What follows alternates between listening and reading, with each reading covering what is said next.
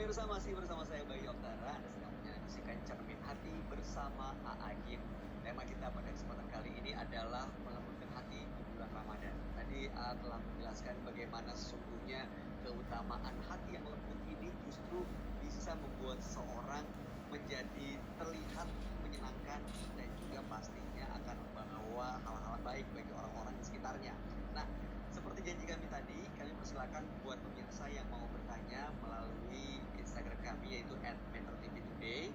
Silakan berbentuk teks ataupun video seperti yang berikut ini dari @caesapd.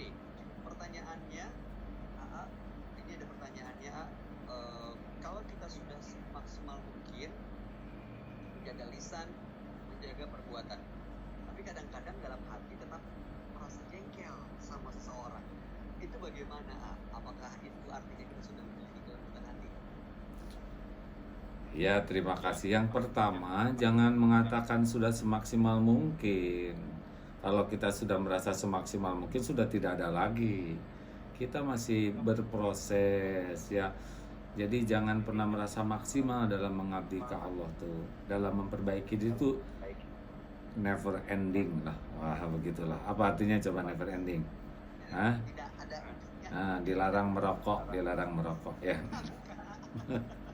Ya, tidak ada ujungnya, benar. Jadi jangan pernah, saya sudah tahajud, saya sudah saum, saya sudah sedekah, tapi kenapa beginilah? Tahajudnya benar tidak? Saumnya benar tidak? Nah, banyak harus kita perbaiki. Jadi mohon dievaluasi kata-kata saya sudah maksimal. Jangan, saya sedang berproses ya. Yang kedua, jengkel, kecewa itu memang software yang Allah siapkan pada diri kita. Jangan aneh.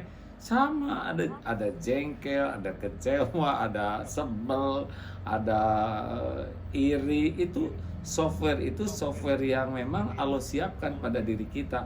Masalahnya bukan di sana. Masalahnya bagaimana kita bisa mengelola perasaan ini. Kalau lempeng aja nggak ada jengkel, wah itu nggak ada pahala, susah nanti kayak malaikat nggak ada rasa apa-apa ya, kecuali mengabdi terus kepada Allah. Kita ada karena fa'alhamaha fujuraha wa taqwaha, sudah diilhamkan untuk bisa berbuat jelek atau berbuat takwa. Jadi jangan aneh, emang masih sering jengkel ya, sering, tapi sesudah itu tahan. Nah ini rahasianya, jengkel tahan, nggak enak hati, mulai mikir, jangan sekali dikeluarkan karena yang bahaya itu justru ketika tumpahnya. Jadi tahan dulu, kenapa nih saya jengkel begini, makin nggak enak hati. Nah ini ingat, salah satu ciri dosa yaitu hati tidak enak. Aduh, ada yang salah nih pada diri saya, kenapa saya jengkel seperti ini, astagfirullah. Hah? Astagfirullah. Nah begitulah hadirin, astagfirullah. Jadi ketika kita jengkel, tidak enak hati, langsung kita mikir, nah yang paling baik kalau sudah begitu, a'udzubillahi minasyaitonirrajim. Karena kan setan tuh pasti ada dan membisiki. Bisikan setan tuh tidak bahaya. Yang bahaya itu mengikuti bisikan setan. Emang setan kerjanya itu, ya bagian ngebisikin jelek. Nah udah nafsu dibisikin, yang bahaya tuh keluar, hasidin ida hasad, rasa dengki yang keluar. Nah ini harus kita tahan dulu, tahan. Makanya kalau kita lagi marah dianjurkan diam.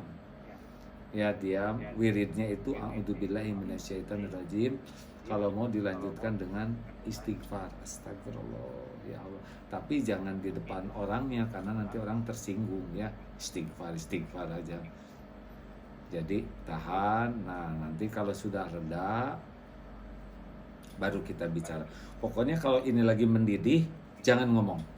Karena kalau hati lagi nggak enak, nanti kata-kata kita pasti nggak enak didengar, raut muka kita nggak enak dilihat, dan perilaku kita nggak enak. Kita bakal nyesal. Makanya kalau lagi nggak enak, Pak, tahan, zikir, istighfar, itu rahasianya. Saat semuanya sudah tidak mendidih, baru diselesaikan bicarakan, tapi jangan pada saat itu lagi terbakar. Iya. Kalau nulis WA lagi marah, boleh tulis, tapi jangan pernah di-send. Oh, Ditulis aja. kirim ya.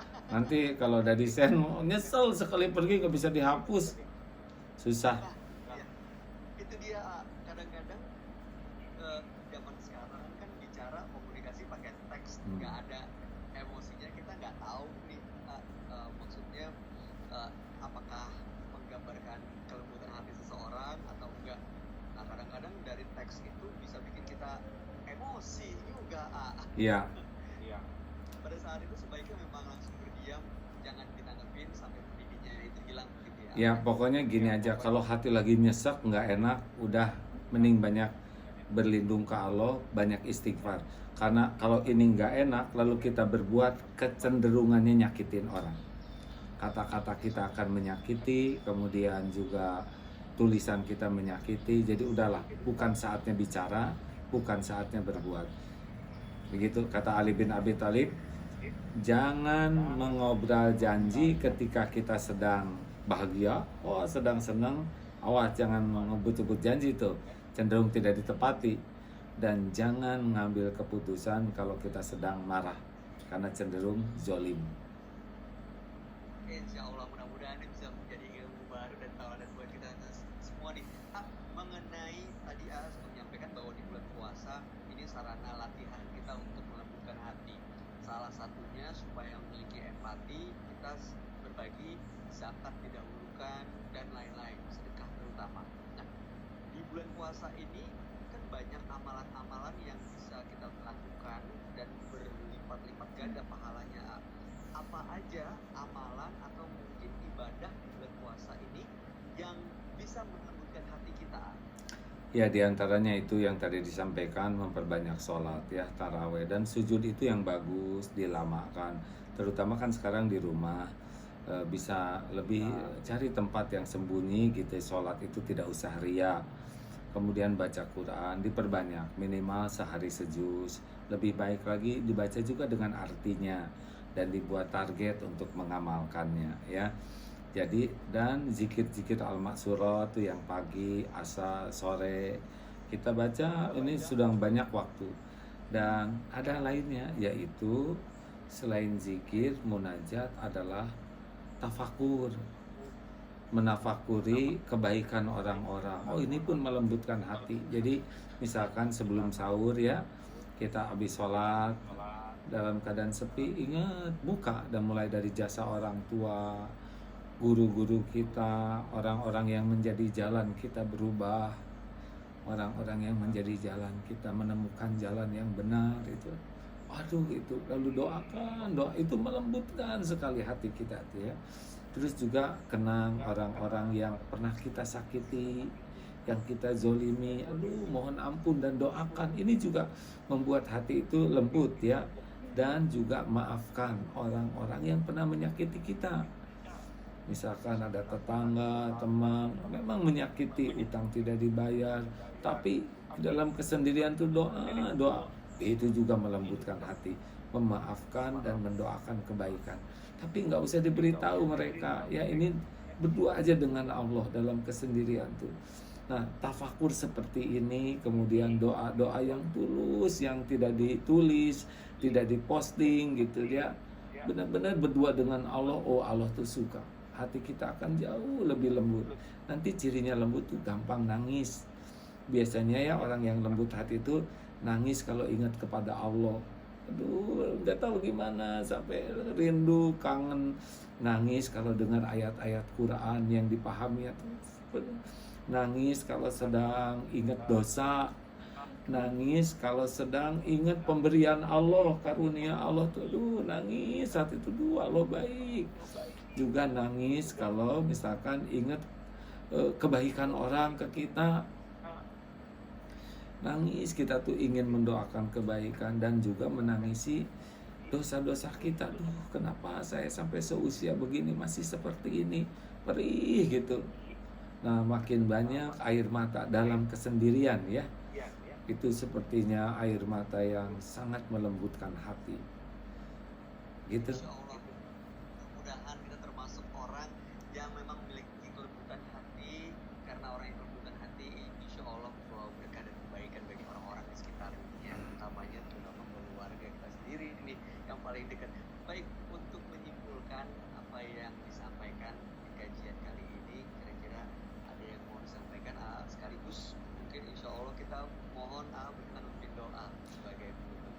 Baik, harus menjadi cita-cita kita menjadi orang yang berakhlakul karimah. Karena timbangan terberat di akhirat nanti adalah timbangan akhlakul karimah. Dan salah satu ciri orang yang berakhlakul karimah adalah memiliki kelembutan hati seperti Rasulullah SAW.